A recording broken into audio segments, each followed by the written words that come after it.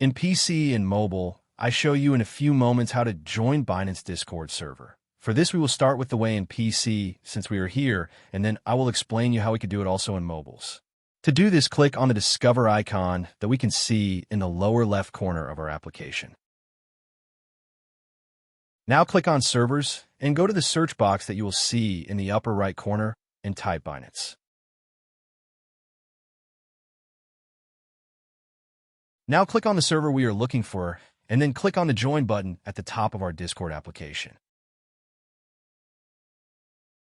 Congratulations, you are already inside the Discord server on PC.